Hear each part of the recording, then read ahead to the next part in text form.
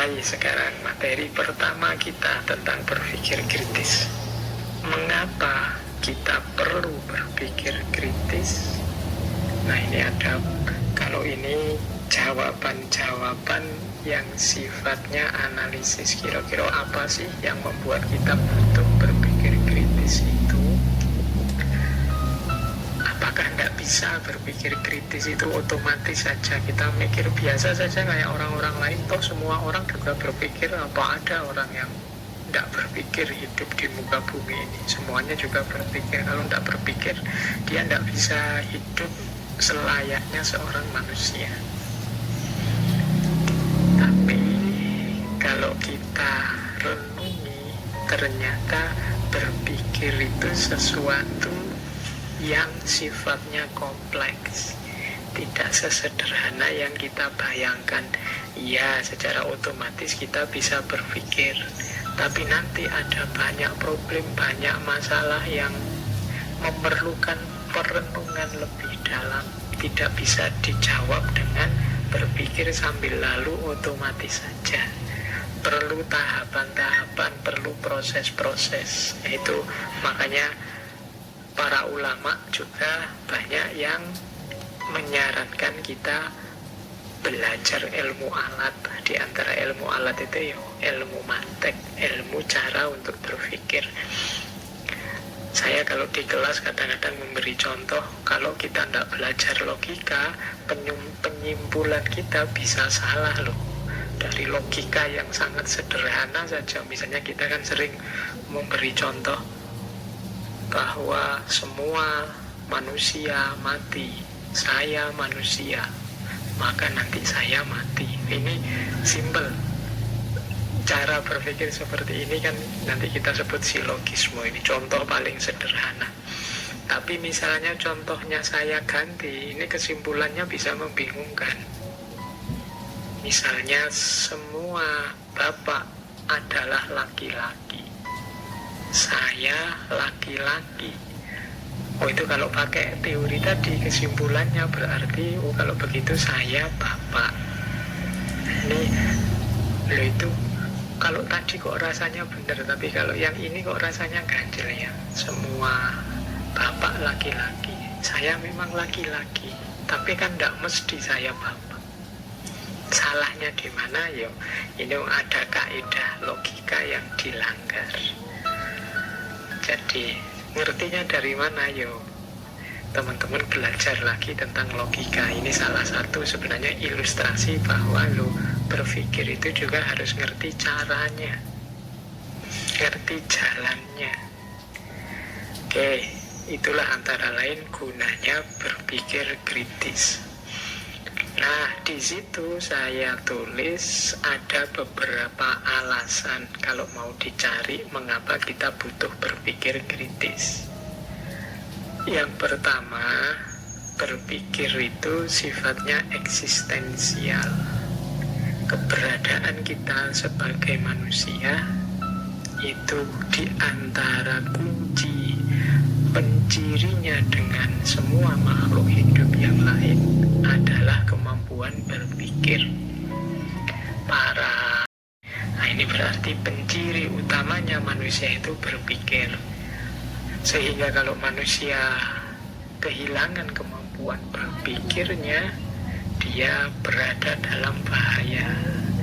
Mungkin dia jatuh ke ranah kebinatangan, sehingga hidupnya tidak tertib, tidak tertata, isinya hasrat, ambisi, tidak cerdas, sering jatuh dalam kekeliruan, kesalahan, atau juga jatuh ke ranah asfala safilin, kalau bahasanya Al-Quran, bahkan lebih rendah dari binatang. Nah, ini jawaban eksistensial yang pertama. Manusia itu ya secara eksistensial memang butuh berpikir. Yang kedua, selain bahwa hakikat mekanisme kediriannya adalah berpikir, manusia juga punya fitrah kebenaran. Fitrah kebenaran itu manusia itu kediriannya berkait erat dengan adanya kebenaran. Manusia itu gelisah kalau keliru, manusia itu gelisah kalau salah. Kita kan kadang-kadang jelas-jelas salah, tidak mau disebut salah, karena memang manusia itu selalu ingin ada di ranah yang benar. Nah, ini fitrah. Berarti apa? Yang bisa membawa kita kepada kebenaran itu nilainya penting bagi manusia, termasuk akal budi dan berpikir. Jadi manusia itu secara fitrah ingin berada dalam kebenaran, sementara dia tidak selalu ada di sana, kadang-kadang juga khilaf dan salah. Maka manusia pastinya membutuhkan kendaraan untuk sampai pada kebenaran, antara lain kemampuan berpikir kritis. Yang ketiga, secara pragmatis manusia itu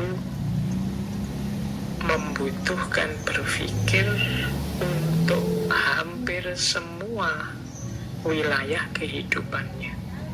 Berpikir adalah universal need, kebutuhan kita yang universal di bidang apapun. Saya pernah ditanya, Pak, kalau belajar filsafat itu nanti kerjanya di mana? Zaman itu saya masih bingung jawabnya gimana ya kan, kalau nyari lowongan pekerjaan di koran-koran itu kan tidak pernah ketemu dicari seorang filosof. Apa teman-teman nyari, coba dibuka webnya lowongan kerja itu jarang kan ditemu, atau jangan-jangan malah tidak ada dicari seorang filosof. Kalau dilihat ininya itu mungkin para sarjana dan mahasiswa filsafat bisa pesimis, tapi jangan lupa hakikatnya filsafat itu adalah berpikir yang benar. Dan berpikir ini kualifikasi kompetensi yang dibutuhkan oleh semua bidang pekerjaan, bahkan semua bidang kehidupan manusia. Tidak ada satu bidang pun yang tidak butuh kemampuan berpikir yang benar. Maka kalau ada yang tanya, kalau yang tanya saya sekarang, Pak, sarjana filsafat itu pekerjaannya apa ya? Jawaban saya mestinya ya dia bisa bekerja di bidang apa saja. Karena kemampuannya kemampuan yang paling dasar, yaitu kemampuan berpikir yang benar.